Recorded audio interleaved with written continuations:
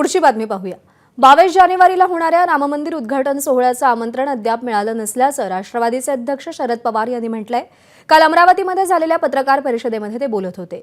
शिवाय राममंदिर निर्माण झाल्याचा आनंद आहे, मात्र राममंदिरावरून भाजप राजकारण करते की व्यवसाय हे कळत नसल्याची टीका शरद पवारांनी केली।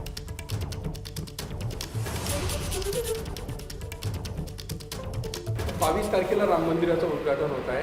महाराष्ट्रातल्या अनेक नेत्यांना मंदिराच्या उद्घाटनाचं निमंत्रण आलेलं आहे। तुम्हाला निमंत्रण आलेलं आहे का? आले असेल तर तुम्ही जाणार? नाही, असं मला काही निमंत्रण नाही। मी मंदिराच्या ह्याच्यात फारसा जात नाही। हे सगळे देवधर्म पूजा अर्चा या सगळ्यापासून मी जरा बाजूला असतो।